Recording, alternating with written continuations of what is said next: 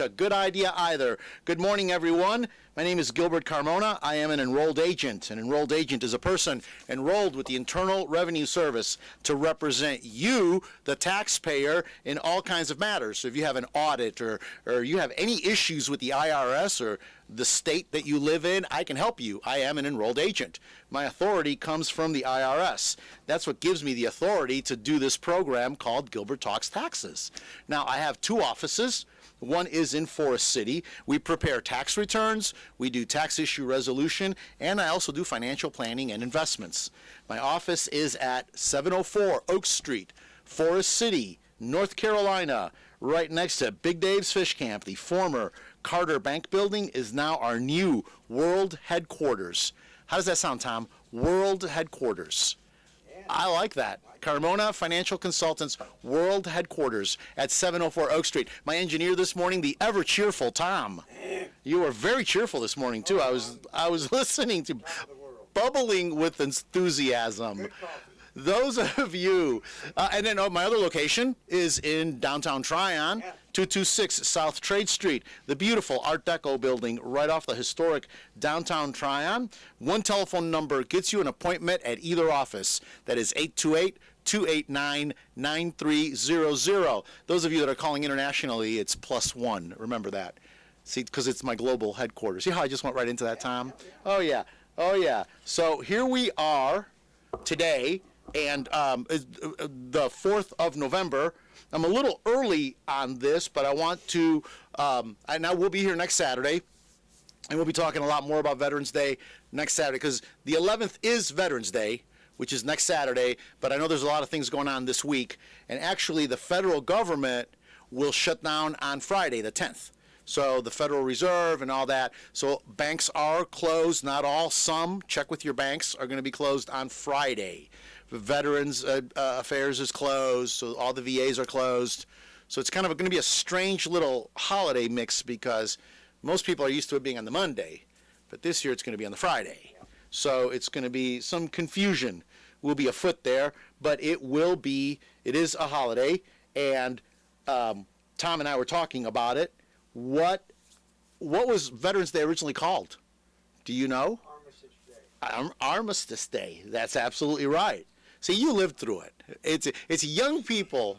Well, no, you were in the military. Yeah. You were in the military, and I've had family. I was never in the military, but I've had family in the military. And every Veterans Day, my wife Christy and I go volunteer somewhere. Last year we did the breakfast here at the GOP, and we like to do wherever we can to thank everybody that was in the military. I was an only son. I wanted to enlist, and back then, actually, it was they didn't need people in the military. Back when I was of age, I was an only child, so they were like, "Look, why don't you wait a little while?" And then the thought went away, and I never did it. But they kind of had those restrictions. I think today they're a little more desperate than they were 40 years ago.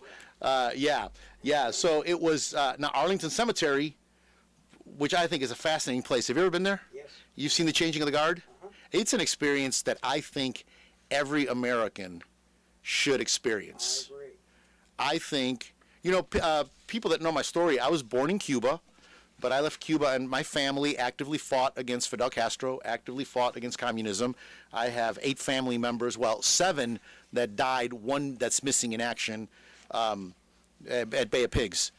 He fought in Bay of Pigs, an uncle of mine, but I had 7 family members that died fighting Fidel Castro. I have a cousin who just passed away, but he spent 16 years in a prison in Cuba, and he actually got out by accident with the Mariel boat lift of 1980. He was not supposed to get out. That's a whole story, how he got out. It's a whole story, and there were some people that were very upset when he was missing, and he ended up in Fort Chaffee, Arkansas, and I went and got him, and the stories he told. So yes, yes.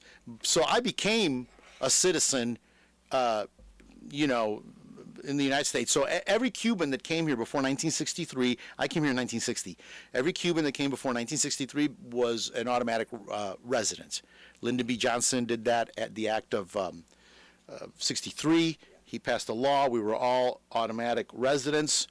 So when I became a citizen, I had to go take my test and all of that, and I became a citizen. But I think that part of that process is everybody that wants to become a citizen, before you take that test, I think you need to go to Mount Rushmore, and I think you need to go to Arlington Cemetery. And I say that sincerely. I don't know how to do that, but it should be. One time they had an immigration ceremony at Mount Rushmore. That was when Trump was president. They had the ceremony there at the lookout, where you get that great view right in front of the monument. And I thought, what an experience that must have been, to become a citizen and get your papers right there in front of Mount Rushmore. But Arlington Cemetery is incredible. Well, the November 11th at 11 o'clock, they actually have a special ceremony, the 11th hour of the 11th day of the 11th month. They have a special ceremony where all the branches of the military will be at one time, to honor the unknowns, as they're called, the unknown soldiers that are there. And I think it's just a fascinating story. I'm going to share some more about it next week, get a little bit into the history of it. And I asked you the question, how many servicemen do we know, do we think? It's the number. Of course, it's some of these, because there's missing in actions, there's MIAs, and there's, so many unaccounted for. But the official number of Americans that have died in service is 417,000 that have died in service. So that's, some of them just accidental deaths getting to the battles. So this is not in battle. But in battle, 292,000 soldiers died in battle. So we'll be honoring them next Friday and Saturday. I got a feeling this is going to be a whole weekend-long thing next weekend. It just feels that way because people are already talking about it a little bit. So I just wanted to talk about that because the banks are going to be closed. The Federal Reserve will be closed. IRS will be closed. A lot of places are going to be closed. So it's going to be a short week for a lot of people. I'm going to talk about the second thing that's really been on my heart is, and I just pointed to the camera, I didn't welcome the people that are live streaming, www.wcab59.com. And those of you that pick this up later on YouTube, thank you so much. And they call me and say, I picked you up. I heard you on the internet. I want to talk about one thing, FTX. You remember, Tom, because you were here last year, I talked about FTX when it happened. And I said it was as big as the Great Depression. The financial hit to the economy, what's going to happen. And I talked about that this is not, when you study the Great Depression, it wasn't like, when Black Friday and all those days happened, it wasn't like people woke up the next day and said, oh, we just had a depression. It literally wasn't until the mid-30s when we really knew, the late 30s, when we really knew what had happened. I mean, things were bad. We had the Dust Bowls. There's a lot of history there that I happen to think is fascinating because we're getting ready to lose a whole generation if we haven't already. But I remember growing up with people that remember, were children that I remember, my father-in-law. I mean, my father-in-law had lost the family farm in Minnesota. That's why that man would not have a penny of debt. I mean, you talking about a credit card? That was like, them fighting words. I mean, nothing was, this is the generation that saved to buy a house, and bought it cash. Yeah. Oh, yeah. And he lived in that house for like 55 years or whatever, but they lost the family farm. So that generation is gone, but they knew things had happened, but it really took a while to look back and see the data and look at it. And it's even like today, we're looking back at 2008, 9, 10, 11, when you talk about the housing bubble and what happened. And, if the federal government had not stepped in and given all those banks all that money, we're not even sure how much they gave them. And if they hadn't bailed them out, what would have happened? We're just like coming to grips with that and getting it. So And I said, this FTX thing is going to be like that. We're not going to know the implications of this for 3, 4, 5 years. Even in this internet age when we can calculate numbers, immediately, and they play these games, and I mean, literally they buy and sell stock in nanoseconds. Literally, it happens that fast. But I said, doesn't matter. None of that matters. It all gets back to old school trading and old school. Okay, so I said all that. Did the program a year ago, and really not much of anything happened. And I reported it before most major media had even picked up on it. I mean, you remember that. I was here talking about it Saturday morning, and then I was in real time watching Silicon Valley Bank meltdown. Yeah. And I was talking about that, where most people were like, the who, the what? What happened there? It's a bank meltdown, okay? So, and there are 4 of them, 3 arrows. I mean, I can go on. But the point is, so all year, I have been I don't want to say I'm upset. I was upset. But I was really, like, where's justice? And my wife keeps reminding me, justice is mine, says the Lord. I will avenge. But sometimes I want to see this vengeance happen a little speedier. I want to see, read in the Old Testament. I mean, Korah, the ground opened up and swallowed them whole, like, pretty quick. Like judge, jury, executioner happened, like, right then and there. Okay, that's the kind of justice I want to see. Okay, well, God's timing is a little different, and God sees things a little different than Gilbert does. And aren't we grateful? Aren't we grateful? So yesterday, the trial for the FTX, Bankman-Fried, the trial has been going on, and yesterday the jury came back, 11 counts of guilty. Each one with a maximum 20-year sentence. Realistically, in theory, he could serve 115 years in jail. Now, what's it going to be? We don't know. There's, of course, an appeals process and blah, blah, blah, to allow time for all of that, because his lawyers pretty much objected to everything. Pretty much everything. When they tried to get the whole trial, I'm not a lawyer. What's that word when something wrong happens? And dismissed. They tried to get the whole thing dismissed, but there's another word they used because they alleged that the other side failed to prove some point. So it was a minor technicality, and they tried to get the whole thing kicked out of court, which would have changed the nature of everything, and the judge said no. And this judge was pretty strict from the beginning. Remember he was home with one of those ankle bracelets on, and he was told not to be on the internet. He could do very limited things on the internet, contact his lawyers, do research, things like that. And I guess he was harassing the witnesses and going on social media. And the judge says enough of that and made him come back in jail, which his parents objected because somehow they didn't have a vegan diet. This is for real. This isn't Gilbert sarcasm. This is for real. His parents said that they didn't have a vegan diet available to him in the prison, so he shouldn't have to go to jail. I guess, I know, when you're an elitist and you think you're special, you just think you're special.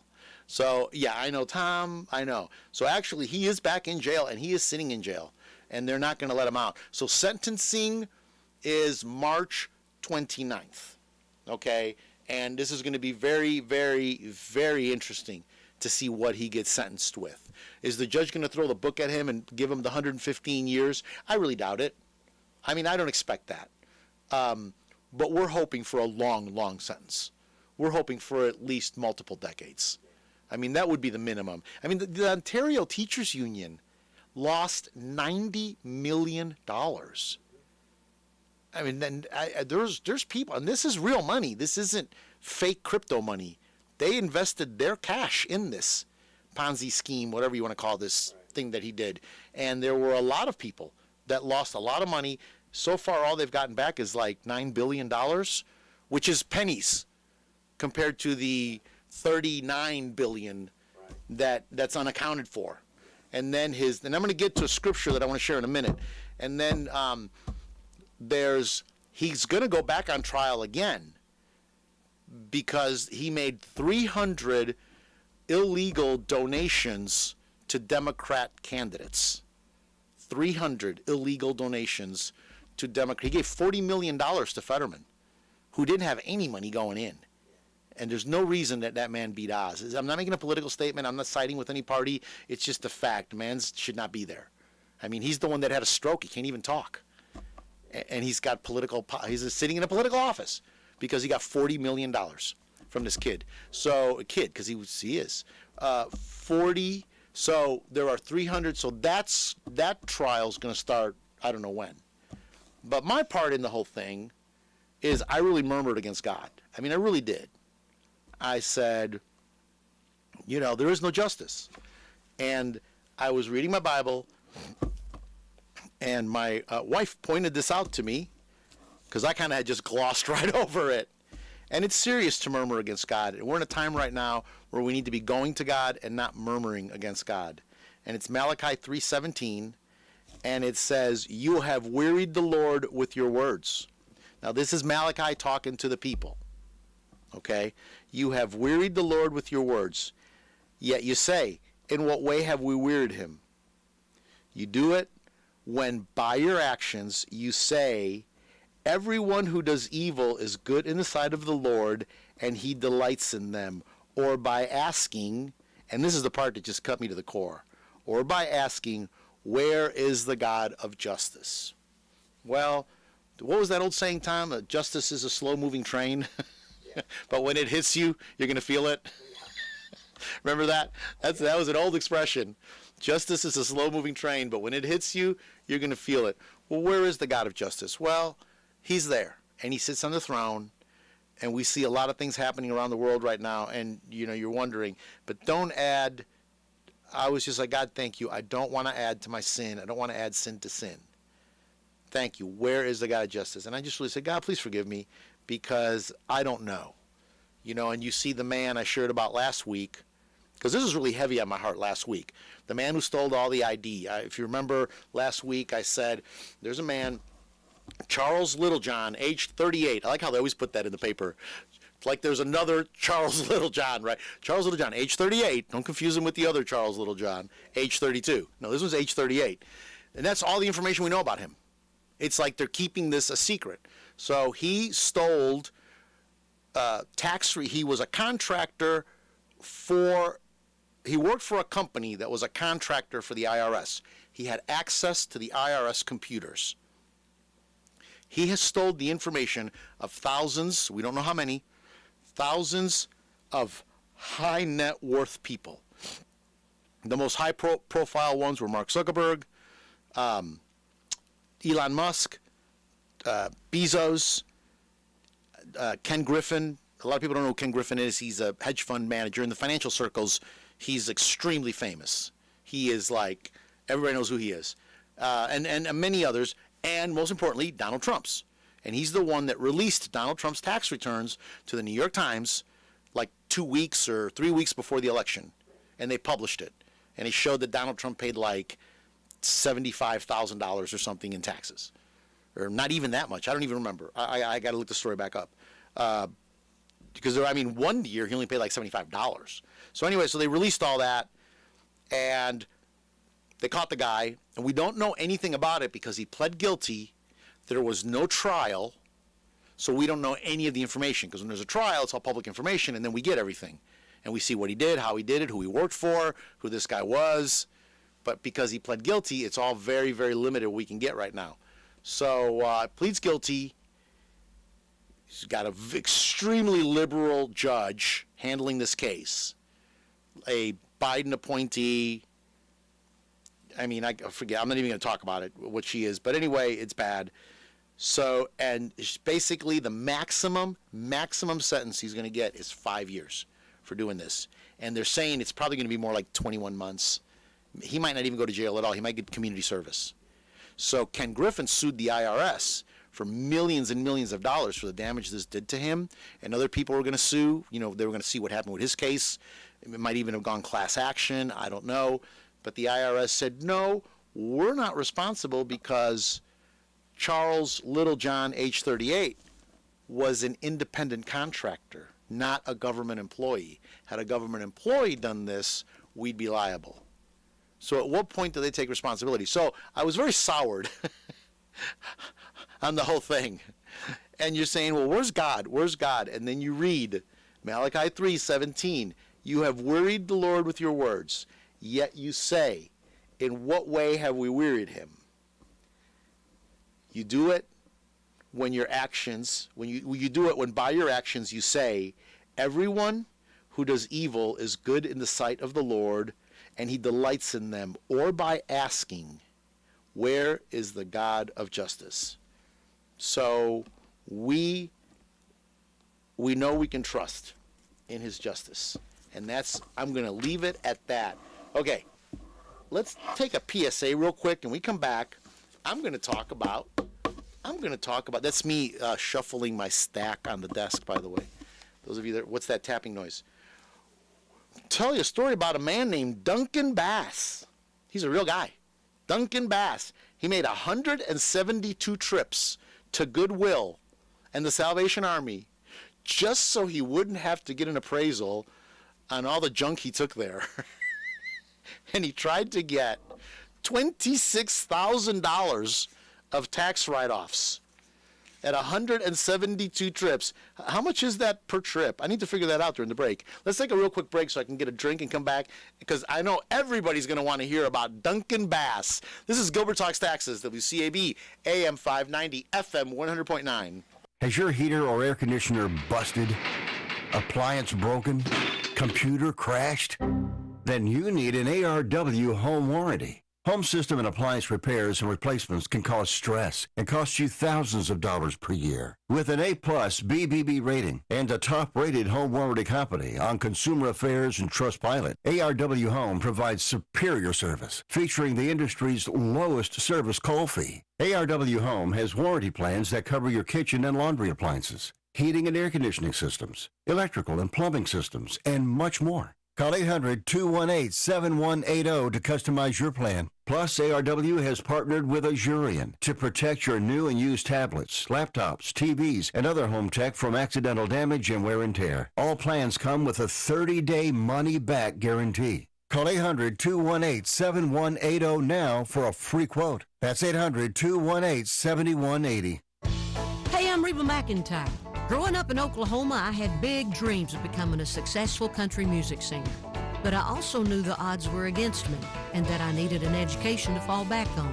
Studying never got in the way of my dreams.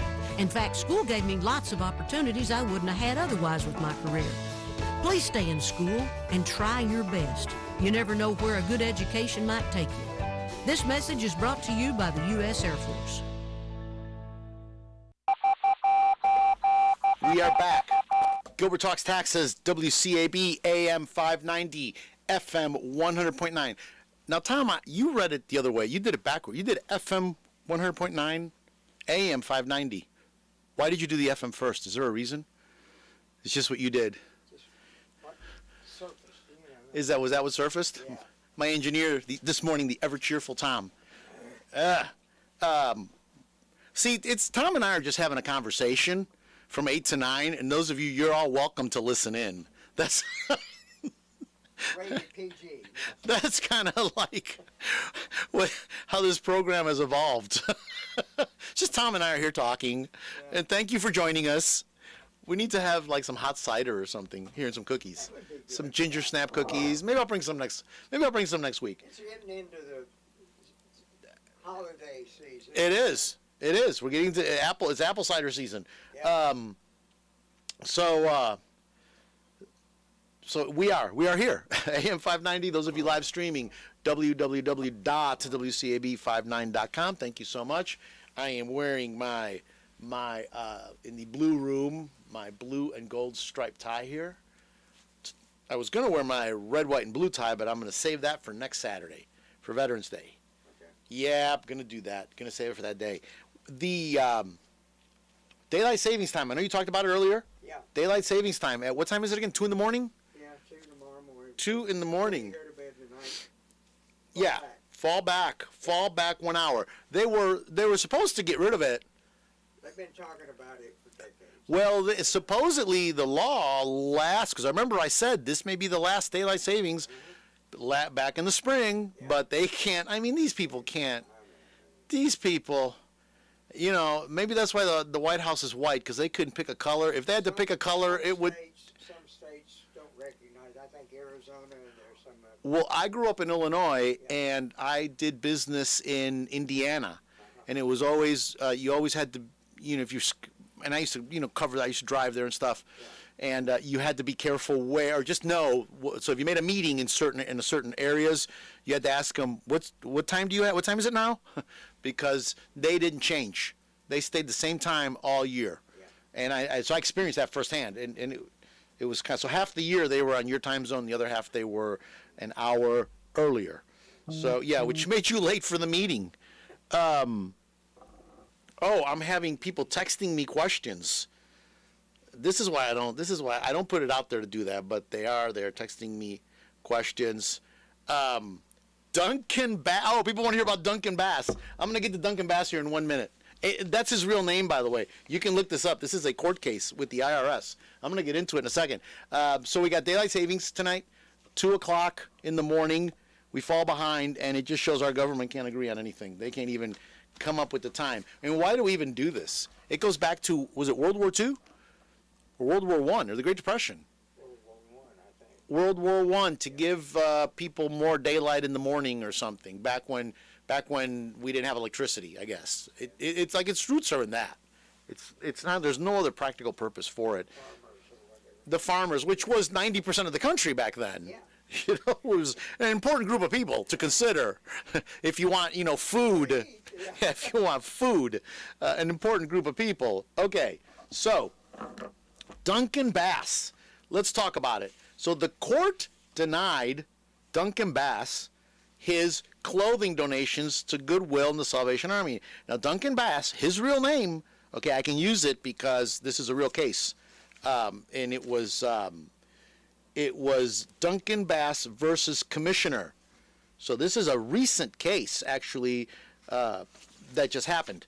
So now let me set it up a little bit. With the issues here, the reason I want to talk about Duncan is charitable contributions, charitable donations.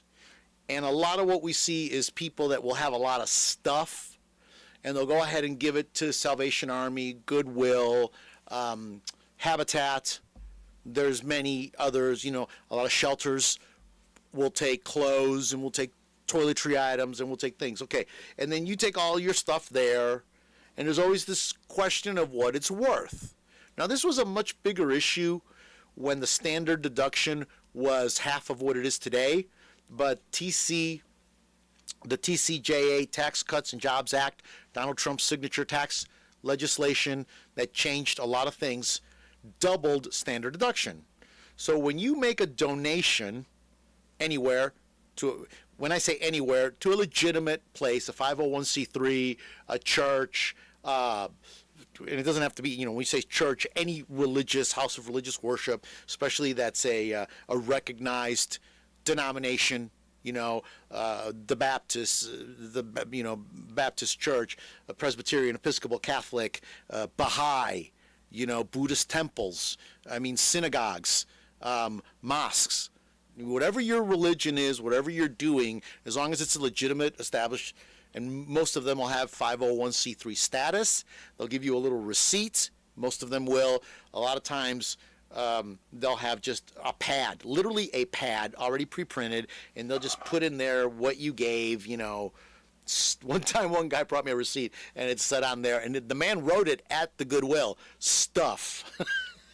He brought stuff, you know. It was a busy day. The guy was tired, okay? He wrote stuff. And they hand it to you, and they'll say, well, write in what you think it's worth. And that's always been the question. So, you know, and then there's the thing about the $250. If it's less than $250, you really don't need an appraisal. Okay, so that's the setup. And what's happening, so when the standard deduction was half, you had a lot more of it because charitable contributions go on Schedule A of your tax return. Schedule A is subject to standard deduction. So your Schedule A has to be more than the standard deduction. Back in the day, we used to call that, you did a long form. That meant you had Schedule A on there. You didn't take the standard deduction, you took the Schedule A deduction. What else goes on Schedule A? The interest from your mortgage, your property tax, your medical, and a few other things. Now, they used to have 2106, Form 2106, which was unreimbursed employee expenses, used to go on there. So you work for a company and they require you, where it's in their manual that you have to have a cell phone, but they're not going to pay you for it. That's an unreimbursed employee expense. Driving was the big one. So you go to work, and then you have to get in your car using your fuel. They're not giving you fuel. They're not giving you a car, and you're driving to other locations. But the rule was you had to go to the office first. You know, I used to have a client that was a commercial baker, and the people would go, and it was in their salary. So this was, they were actually being paid very well, kind of like a bread route delivery, but it was a little different because they would use their vehicle. They had to go to the place, pick up the supplies, and then go deliver them all, and then come back to the place and bring the money back and the orders and blah, blah for the next day, and then they went home. So all their miles from the minute they left the commercial bakery to the minute they got back were deductible on Form 2106. Okay, well, TCJA got rid of that. 2106 now doesn't exist except for a very, very small group of people. It's like performing artists and some military. That's it. So it's been really hard to go beyond standard deduction lately. Standard deduction is high, $26,000, $25 and change. It depends on your, if you're single, married, had a household, or you're over 65 and you get the senior bump because you get a little bit more money. But it's $26,000 and change, okay, on that standard deduction. So it's very, very hard. Property tax is capped at $10,000. So most people are doing. So people are looking for creative ways to get an extra deduction. And that's what Duncan Hines here was trying to do. He was trying to find a creative way to get that. Because if you give more than $250, you need an appraisal. Okay, now, the appraisal doesn't have to be this formal appraisal. There's actually a couple of websites you can go to and get some realistic numbers. But I want to make people aware of this because I've actually seen people do this, not at the level Duncan Bass did it. Did I say Duncan Hines earlier? Yeah, Duncan Hines. I said Duncan Hines. Why did you stop me, Tom? I said Duncan Hines. I heard it and I thought, Duncan Bass. His name is Duncan Bass. I was thinking about the baker. Duncan Hines. you No, want some cake, yeah. Duncan Hines is another client. Yeah. This is Duncan Bass. Okay, back on track. Duncan. Crocker. So I've seen it, but Duncan Bass took it to a whole nother level. Oh, yeah. A whole nother level. Now, I've told the story on the air before. I had a lady that she moved down here to Tryon and retired here from up north. And she was she wasn't professional, but she was very good. She played at, local theaters and things. She played the piano. And, she was an amateur and very involved in the local musician community up there. Well, she got older and retired and came down here, moved into, a nursing facility. And she had this baby grand piano, like a concert baby grand piano. Well, she had a room for it in her house up north. And when she came down here, the movers just packed everything up and brought it down. And they were like, well, what do you want to do with it? Well, they decided to donate it to her local church, her denomination she was affiliated with. And when we're doing the financial planner, her financial planner called me about it and said, what do we need to do about this thing? This is like a major piano. I mean, this thing. And I said, well, look, she's going to give it to the church. It's a 501c3. We need a letter from them. We really need to do an appraisal. We need to have this thing professionally appraised. And it was only, again, this was a few years ago. This was actually quite a while ago. I want to say it was around 10, 12 years ago, the appraiser only charged us, I want to say $400. And he was an appraiser. I mean, this guy, that's what he did. He appraised the musical instruments. He came, looked at it. I think it was $400 plus whatever his trip charge was to come. And, because her caretaker, who was her financial, doing the financial stuff, said, well, I don't know, what's $250 is the limit. Let's just put $250 down and not get an appraisal. And I'm like, no, this is a piano. This is a baby grand. I mean, the mover charged her like $1,000 to pack it up. This was in a crate. I mean, no. We're going to do this right. And the appraisal came back, and the thing was worth like $42,000. Yeah, I mean, it was a major tax savings for her. So that was $300 well invested. And by the way, the $300 is deductible also. You include that in the cost of it, and the crating and the whole 9 yards is included in this. So these appraisals are worth doing, is where I'm going with it. But Duncan Bass, his real name, Duncan Bass, and let me tell you a little bit about Duncan. Duncan worked hard. Duncan had, and we know all this because it's all part of the court records, he worked a full-time job that he worked 43 hours a week. He had a second job that was also a W-2 job that he worked 15 hours a week. On top of those two W-2 jobs, he had a landscaping business, a janitorial business, and a used clothing store business. Yeah. Oh, yeah, Duncan was busy. Yeah, he was busier than Duncan Hines. Yeah, he was busy.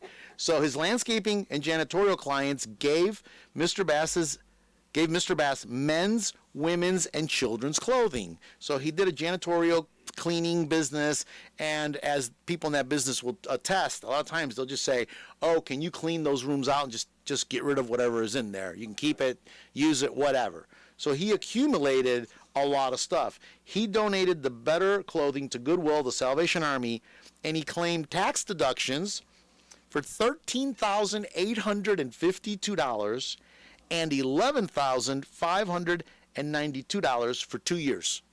So for 2 years, on his tax returns, he took a deduction of $13,852 and $11,594. I'm telling you, Duncan was a hard-working guy. Mr. Bass did not donate the lesser quality clothing he received. Instead, he sold them through his used clothing store. Okay, so the other stuff he sold, the better quality stuff he gave away. Now, he testified. This guy actually went in court and testified. The testimony's kind of interesting to read. I'm not going to get into it. This was in U.S. tax court. Mr. Bass testified before the court that he visited Goodwill and the Salvation Army 173 times. I mean, at this point, you're like bringing them coffee and donuts, and you're on a first-name basis with everybody in there. I don't think I've been to Goodwill and Salvation Army 73 times, let alone 173 times. He did this to ensure that every donation receipt that he completed showed a market value below $250, so he wouldn't need appraisals. Yeah. And really, most of the time, like I said, they just give you that receipt and they tell you to fill out. They don't even look. What's in here? Okay, and they throw it off.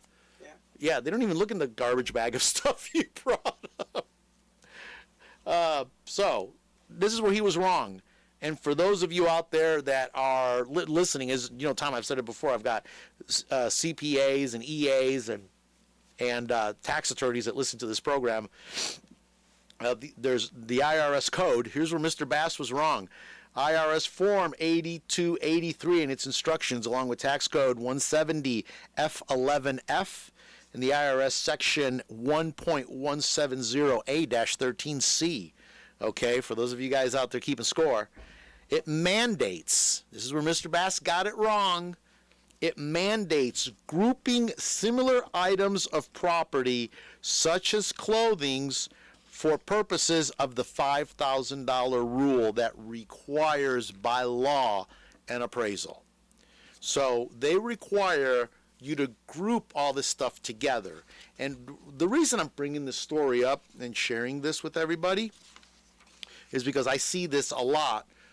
Typically, I see it when a family member passes away and then they're dealing with the estate and they're cleaning the house up. I usually see it, grandma passes away, now they've got her house, they're going to probably sell it or do something with it, and they've got all of grandma's stuff. Everybody comes, the family comes, and whatever grandma hasn't already given them or told them was theirs, whatever they'll take and they'll do, and I see this a lot. And then you got all this stuff left over. So what they'll do is a lot of now, Goodwill, and I'm pretty sure Salvation Army does it too. I know Habitat does. They'll come and pick it up, and they'll come and they'll just put it all in the back of that box truck, and off you go, and they'll give you a letter. And most of the time, if it's an estate issue, the estate is the one giving it away, so it's not benefiting any individual person. But a lot of times, it'll go to the beneficiaries because technically it's their stuff. And they'll do this. So what happened is, so let me finish telling you about Mr. Bass. The court ruled that since no appraisals were attached to his tax return, Mr. Bass could not deduct any of his clothing donations to Goodwill and the Salvation Army. Okay? So the tax code has many rules when you apply to charitable giving. Make sure you know these rules. Mr. Bass's case, if he just would have taken, instead of taking 173 trips, if he would have just taken 5 minutes to read the rules, it's in there. It's very clear. Anything you're going to give as a like kind, so you've got all this clothing. Yes, you made 10 trips for the like clothing, but it technically all falls under one category.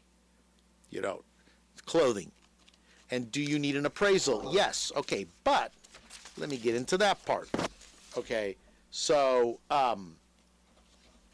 let me go. What time? How much time we got left here, Tom? Oh, Tom, 17 minutes. Oh, 17 minutes. We could share a pot of coffee over in 17 minutes.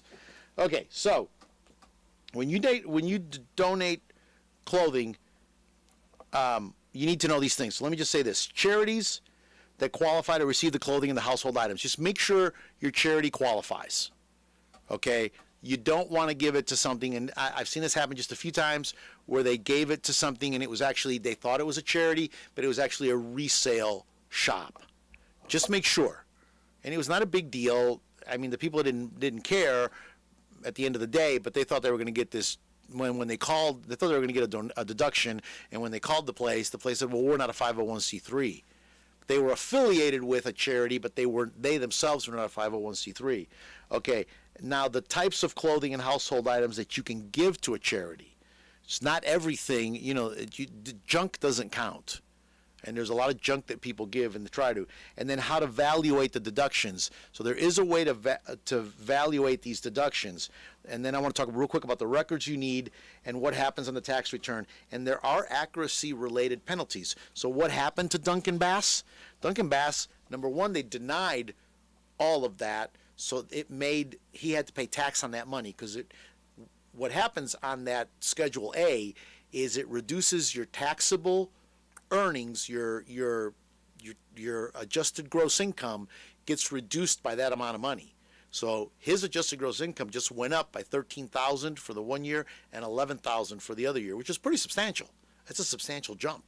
So he had to pay tax on that money, and he had to pay interest, and he had to pay what's called accuracy-related penalties. And those can be substantial. It can be as much as 25% of the tax bill.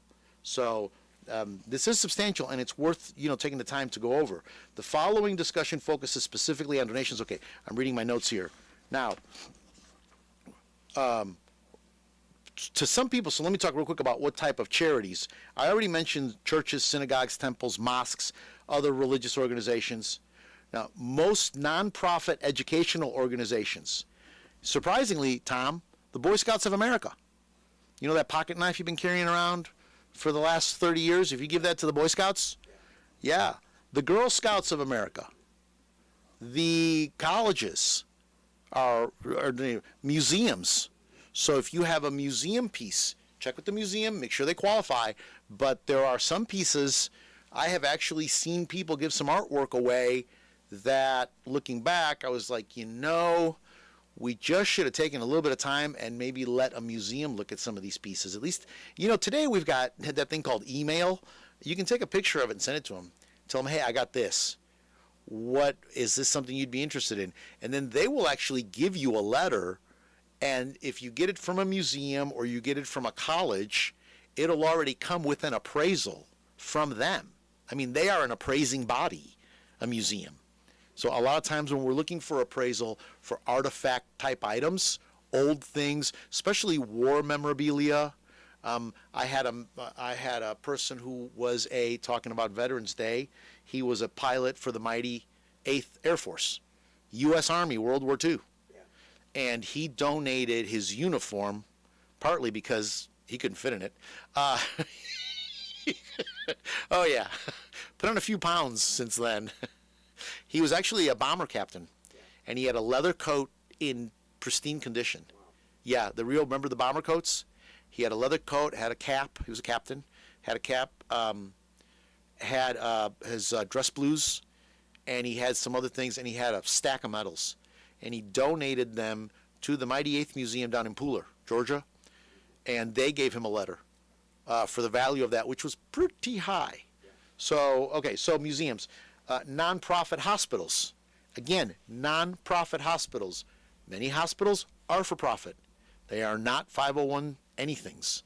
So nonprofit hospitals, medical research organizations, fraternal societies. So if they're under a lodge system, those of you that might belong to a local lodge, those qualify. Another one is cemeteries. And then, of course, war veterans groups. Pretty much all war veterans groups. Now, one that surprised me in doing my research for this, because remember, this is the most researched show on taxation in America. I think it's the only show on taxation in America, but I can say it's the most researched. Federal, state, and local governments, if your contribution is for public purposes, so I can think of several situations. I have never run into this. I've read about it. I read about somebody giving a local government an easement to some property they had so it'd be easier for the children to get to the school. And the town accepted it. Accepted this easement right away on some land he had so the children walking wouldn't have to go down to the end of the street. They could cut across this piece of land. And they valued it, and they gave him a very good value on this easement. It split his lot in half, but he didn't care. And they had this easement, and it was a very nice community thing. So that was acceptable. So if you're uncertain, the IRS actually has on their website, you go to the tab that says charity, and you can actually look for tax-exempt organizations. Okay, it's on irs.gov, and you can actually, if you're thinking about making a donation to a charity, and especially some of you that have called me about doing giving part of your 401k IRA, making it a charitable deduction. I've talked about this on the radio, and people have called me about this. You can actually give part of your RMD, your required minimum distribution, part or all of your RMD to a charity. And I know there are people that are tithers, hardcore tithers, that actually are giving either 10% of their RMD or they're giving all their RMD to their charity, and it's a charitable deduction, a qualified charitable deduction, and it does not count as taxable income to you. And of course, the church will not pay tax on it. So it's tax-free to them.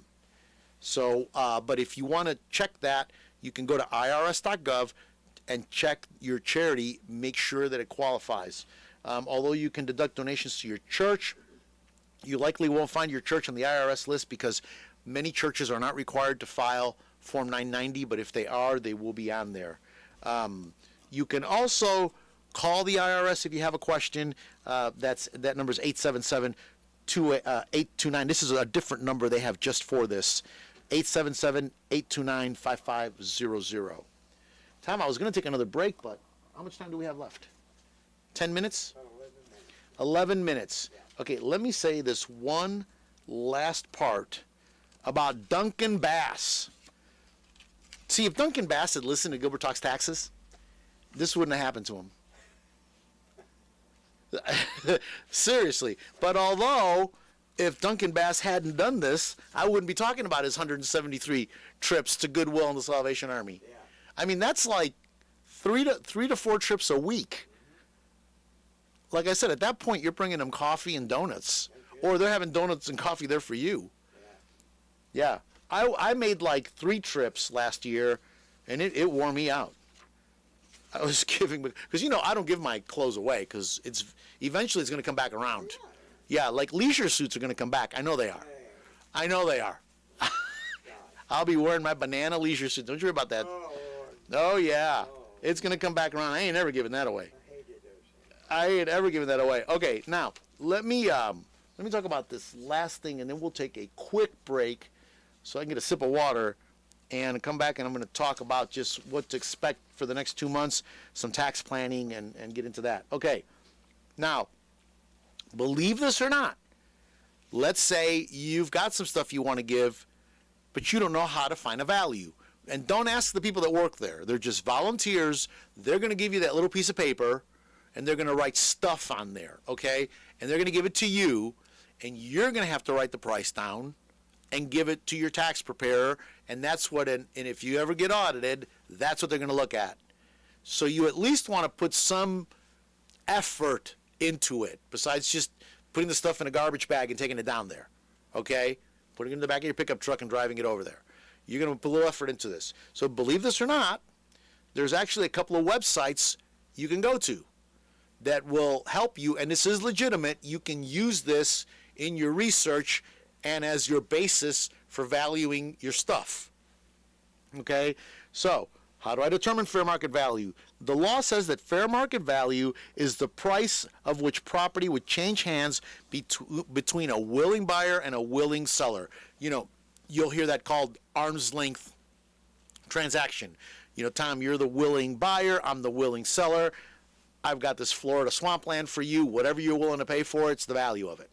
That's just the way that is. Since it's unlikely that you're going to do any original research for fair value, there's actually these, I'm going to give you these 3 websites. 2 of them are free. One does have a fee, and the other one just requires an email address. So you can actually go to the Salvation Army's website. It's, and if anybody wants this, shoot me an email, Gilbert@GilbertTalksTaxes.com, or call the office. I can send you, actually I can send you the whole story about Duncan Bass. I've got all my notes here typed up, and everybody's going to know Duncan. So the Salvation has a website, satruck.org, Home Donation Value Guide. You go to satruck.org, that's Salvation Army's website, and look for it, and they will actually give you a donation value guide, and you can research, you can go through there, you can put your stuff in and get a realistic value, and this does count with the IRS, that you at least did this. The other one, and that's free. The other one that's free is Goodwill. Goodwill, not to be outdone by the Salvation Army, has got their own at goodwill.org, and donation valuation guide, just search for that, and they will give you valuation guides of what your stuff is worth. Then TurboTax, the tax preparation, my competitors, TurboTax, they don't charge for this, but they're going to want you to give them an email address so they can send you emails. TurboTax at turbotax.intuit.com, they have a link called It's Deductible, and you can actually search through there and get some values. Then for those of you that are donating a lot of stuff or donate a lot of stuff and you want to invest some money and get a little bit, dial it up a little bit and get a little bit more professional help, charity donations, it's called, charity deductions. It's charitydeductions.com. Now, this is a membership fee-based thing. It's $29.95, but this is a professional website if you're a person that donates a lot. Again, if Duncan Bass had done this right, he could have gotten these $13,000 donation and $11,000 donation. He could have gotten the deduction, is the point of the whole story. He just didn't do it right. He didn't have any appraisals attached. So get some appraisals. I mean, the guy saved $2,500 to $3,000. I don't know his tax rate. We don't have that information. We just know a little bit about him. But he saved, Tom, I'm going to run out of time. Forget the break. Forget the break. Well, Tom's getting ready to push the button, and I'm like, oh, there's only 4 minutes left. I know, and I came in here and said, what am I going to talk about? If Duncan had done it right, he would have gotten the deduction, and now he can't go back and redo it. He's already been to tax court. It's over. They've had enough of Duncan Hines. They ain't going to see him. I said that deliberately. Make sure you were paying attention. So he got it. It was a win-win situation if he would have done that. So charitydeductions.org. Okay. And there are some other rules and stuff. If you're in this position, you're concerned about what you're going to be donating, you're concerned about getting a write-off, feel free to give me a call. My number, 828-289-9300. I can get you the Duncan Bass story, and I can get you those links so you can look it up yourself. Just keep rocking. Just keep going? Yeah, I'm going to just keep going, Tom. We've got, 2.5 minutes left? Yeah. Okay, 2.5 minutes left. So I was looking at the calendar. We were looking at the CAB calendar. The Thanksgiving weekend, we're going to be doing, Tom, the best of Gilbert Talks Taxes. We're going to be compiling a best ofs moment, and we're going to see how that goes. But we will be here every Saturday through the end of the year. Of course, the 20, I don't have the calendar in front of me, but we'll be talking about it some more. The 2 last ones in December, we're going to be doing best of shows also. But the next Saturdays, I'm going to be talking about last minute things you can do. Talk about financial planning, you business people, as we're getting into the end of the year, the question is, what can I do to reduce my tax load? But the important part a lot of you can be doing right now is getting those P&Ls current. As we're coming into, the home stretch here, get your P&L current so I can look at them, see where you're at. We can always project out the last 6 weeks. We got 8 weeks left, and there's a lot of things you can do. There's last-minute purchases of equipment, last-minute purchases of things, and remember, a lot of things just buying, it's not enough. It's actually got to be put in service. Buying parts of it. Other things, yes. Prepaying, be talking about some of the vehicle rules, hiring family members, some of those things some of these strategies, and prepayments. I'm going to get into some of that. This is the time of the year now. These are the meetings that we're having, okay? The closeout, end of the year meetings. Those of you that need to start scheduling your meetings with me, 828-289-9300. Let's not wait. The last day to e-file. So if you have not e-filed yet, of course it's late, but if you haven't done it, usually the IRS will shut down their computers right after Thanksgiving, like that weekend. So if you've still got to get some prior year tax returns, you actually have a couple of weeks to do it. If you got some that are behind, we can still do this and get it in electronic. It's better than paper. If we do paper returns, it takes a long time. Okay, so if you've got prior year returns, we've got a couple of weeks still, open window to get you caught up. Give me a call, 828-289-9300, and that is it. I'm out of time. I'll be back next Saturday at 8 a.m. This is Gilbert Talks Taxes, WCAB AM 590, FM 100.9.